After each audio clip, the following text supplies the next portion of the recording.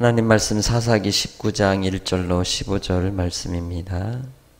이스라엘의 왕이 없을 그때에 에브라임 산지 구석에 거류하는 어떤 레위 사람이 유다 베들레헴에서 첩을 맞이하였더니 그 첩이 행음하고 남편을 떠나 유다 베들레헴 그의 아버지의 집에 돌아가서 거기서 넉 달 동안을 지내매 그의 남편이 그 여자에게 다정하게 말하고 그를 데려오고자 하여 하인 한 사람과 나귀 2마리를 데리고 그에게로 가매 여자가 그를 인도하여 아버지의 집에 들어가니 그 여자의 아버지가 그를 보고 기뻐하니라. 그의 장인 곧 그 여자의 아버지가 그를 머물게 하매 그가 3일 동안 그와 함께 머물며 먹고 마시며 거기서 유숙하다가 넷째 날 아침에 일찍이 일어나 떠나고자 하매 그 여자의 아버지가 그의 사위에게 이르되 떡을 조금 먹고 그대의 기력을 돋운 후에 그대의 길을 가라 하니라.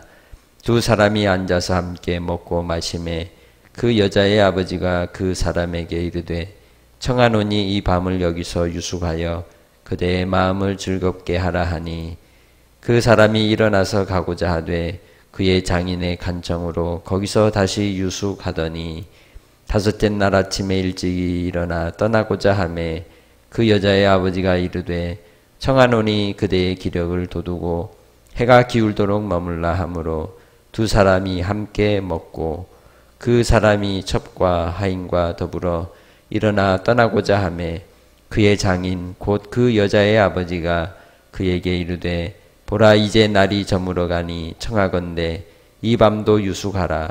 보라 해가 기울었느니라. 그대는 여기서 유숙하여 그대의 마음을 즐겁게 하고 내일 일찍이 그대의 길을 가서 그대의 집으로 돌아가라 하니 그 사람이 다시 밤을 지내고자 하지 아니하여 일어나서 떠나 여부스 맞은편에 이르렀으니 여부스는 곧 예루살렘이라. 안장 지운 나귀 2마리와 첩이 그와 함께 하였더라. 그들이 여부스에 가까이 갔을 때에 해가 지려 하는지라. 종이 주인에게 이르되 청하건대 우리가 돌이켜 여부스 사람의 이 성읍에 들어가서 유숙하십시다 하니 주인이 그에게 이르되 우리가 돌이켜 이스라엘 자손에게 속하지 아니한 이방 사람의 성읍으로 들어갈 것이 아니니 기브아로 나아가리라 하고 또 그 종에게 이르되 우리가 기브아나 라마 중 한 곳에 가서 거기서 유숙하자 하고 모두 앞으로 나아가더니 베냐민에 속한 기브아에 가까이 이르러 해가 진지라. 기브아에 가서 유숙하려고 그리로 돌아 들어가서 성읍 넓은 거리에 앉아 있으나 그를 집으로 영접하여 유숙하게 하는 자가 없었더라. 아멘. 사사기에 기록된 사사는 실제적으로는 하나님이십니다. 그리고 인간 사사를 세우시고 그들을 통해 하나님의 대리 통치를 하도록 하셨죠. 사사기에 기록된 총 12명의 사사 가운데 대사사로서의 6명과 소사사로서의 6명의 역할은 외세의 침략을 이제 무찌르고 나라를 국권을 회복하는 것, 그리고 소사사들은 내부적인 재판을 통해 백성들이 옳고 그름을 분별하도록 하는 일들을 맡고 있었습니다. 17장부터는 사사가 있지 않은 사사의 역할들이 없는 상황 속에서 나타나는 모습들을 우리에게 보여주고 있는데 그 시작하는 이 서두의 아주 중요한 사이클 가운데 첫 번째로 주어지는 내용이 바로 그 당시 이스라엘에 누가 없었다고 말합니까? 왕이 없어서 자기 소견에 오른 대로 행하더라 말씀하고 있습니다. 이스라엘의 왕이 없었다는 것은 그들에게 있어서 그들의 유일한 왕은 오직 하나님밖에 없는 것입니다. 그럼에도 불구하고 그들에게 왕이 없었다라고 하는 그 의미가 무엇이겠습니까? 곧 사무엘상 8장 7절에서 하나님께서 사무엘에게 말씀하시듯이 그들이 하나님을 버렸다 라고 하는 의미를 갖고 있는 것입니다. 단지파가 미가의 집에서 이 신상을 훔쳐다가 또 레위인을 자기 지파의 제사장으로 삼아 단 라이스로 올라갔던 모습 속에서는 우리가 자기들 소견에 좋은 대로 하나님이 분명히 제비 뽑아 분배하여 준 지파의 땅을 차지하지 아니하고 자기들이 보기 좋은 곳으로 옮겨 이제 거주하게 되었고, 그리고 자기들이 소견에 오른 대로 신상을 세우고 그들이 숭배하는 일들을 범했던 것이죠. 이스라엘이 남유다와 북이스라엘로 나누어졌을 때 여로보암 왕 때에 여로보암이 예루살렘으로 자기 백성들이 미혹되어 내려가지 못하게 하기 위해 금신상을 세우고 8월 15일을 제사의 절기로 지켰던 그러한 일들의 중요한 장소가 바로 단이었습니다. 베델과 단에 금송아지를 두었다라고 할 때에 미가의 집에서 우상으로 그들이 범한 죄가 북이스라엘에까지 이어져 갔던 것을 볼 수가 있습니다. 그래서 하나님께서는 그 백성들의 이러한 불의와 죄악과 탐욕으로 자기 소견에 오른 대로 행함으로 하나님이 없는 시대가 왔음을 선언하고 있는 것입니다. 분명히 시내산의 언약을 통해서 주신 바 그들은 쉐마의 말씀을 들을 것을 이제 권고하셨고 명령하셨습니다. 그러나 하나님 말씀을 듣기를 기뻐하지 않았던 것입니다. 오늘 우리도 하나님의 말씀을 듣지 않으면 곧 우리 가운데 왕이 없는 자가 되는 겁니다. 자기 소견에 오른 대로 행하는 자가 되는 것입니다.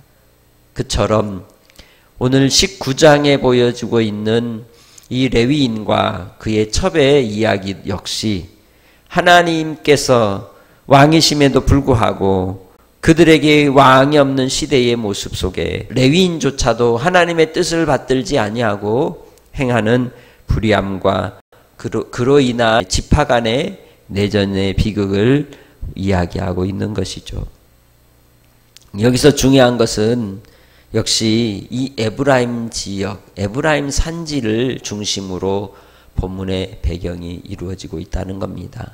이 레위인이 에브라임 산지 출신입니다. 사사시대에 아주 강력한 힘과 세력으로 이 형성된 곳이 이 에브라임 지파와 또 그 산지였던 겁니다.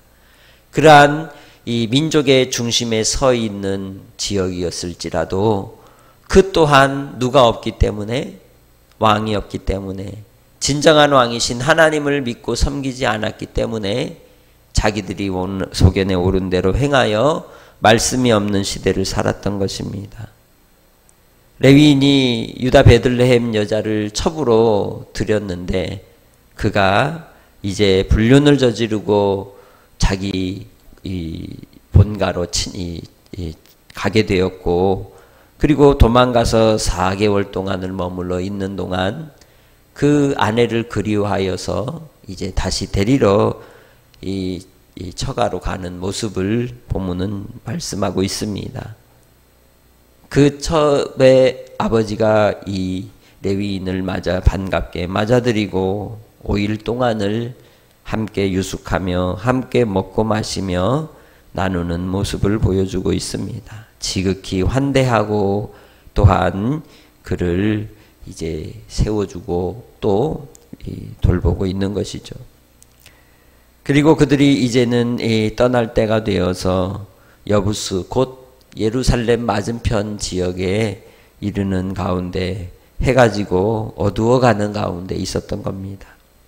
이 레위인에게 있어서 그가 원하는 것은 이방 사람의 성읍이었던 이 여부스에 있지 않고 그곳을 떠나 기브아로 가고자 했습니다.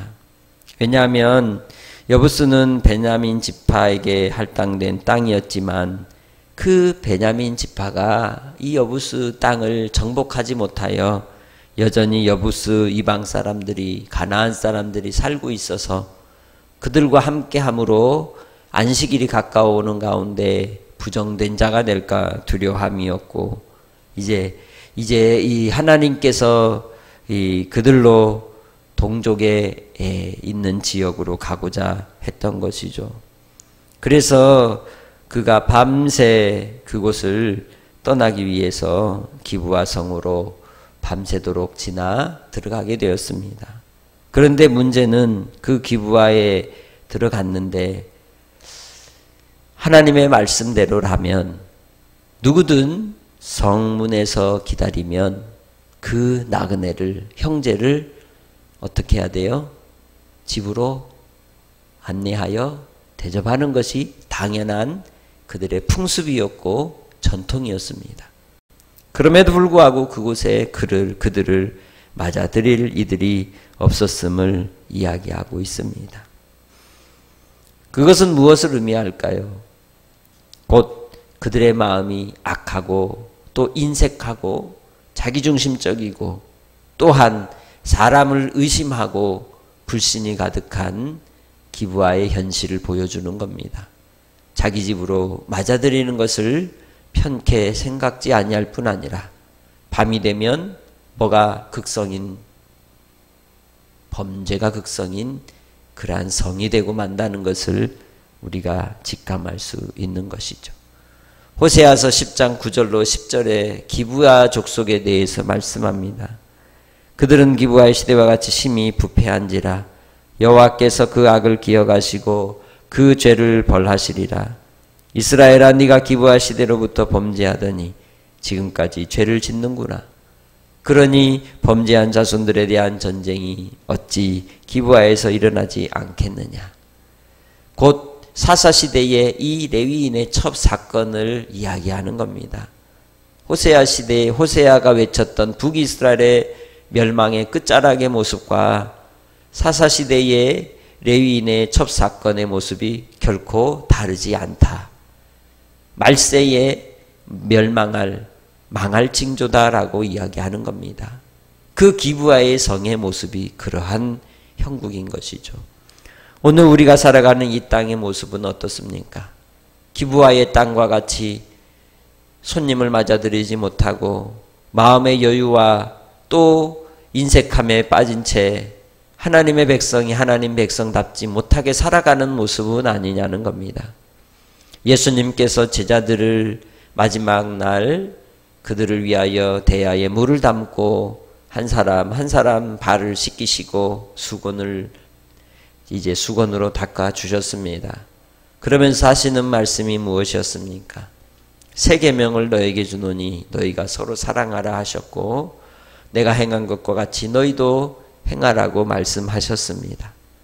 우리는 주 안에서 하나님께서 우리의 왕이시고 우리의 주인이시고 우리의 아버지라는 것을 인정한다면, 시인한다면 주의 말씀대로 순종하며 살아야 할 것입니다.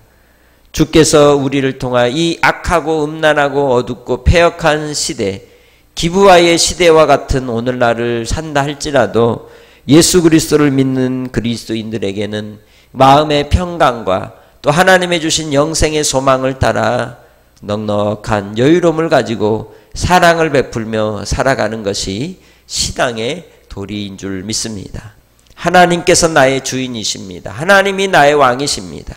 오늘 하루도 주님 안에 살아갈 때에 우리의 마음에 인색함이 들어오지 않도록, 또 우리의 마음에 하나님을 경외하며 하나님의 뜻을 우리에게 알려주심에도 불구하고 거부하고 거절하는 완악한 목이 뻣뻣한 세대가 되지 않도록 주여 내 마음을 부드럽게 하사 온유와 겸손으로 예수님을 배우게 하시고, 또한 주님께서 우리에게 주시는 가벼운 짐을 지고 주님을 따라가는 하나님의 백성 되길 위해 기도하시기 바랍니다. 이 땅에 마지막까지 남는 것은 결국 주를 섬기며 형제를 사랑함입니다. 아버지의 뜻을 우리가 감당하며 또한 붙들고 믿음으로 나아갈 때에 하나님의 나라가 그들의 것이 될 것입니다. 주의 뜻이 이 땅에 이루어지기까지 예수님께서 그 앞에 있는 부끄러움을 참으시고 우리를 위해 십자가를 지셨던 것처럼 우리도 인생의 삶의 모든 여정 속에 비록 고난이 오고 믿는 믿음 때문에 시련이 온다 할지라도 주 안에서 우리가 예수로 말미암는 큰 기쁨의 은혜를 누리며 주님으로 말미암아 승리하는 한날의 삶이 되시기를 주의 이름으로 축복합니다. 생명의 주 아버지 하나님, 기브아의 타락의 모습이, 단지파의 타락의 모습이 오늘날 이 시대 속에 우리의 모습은 아닌지요.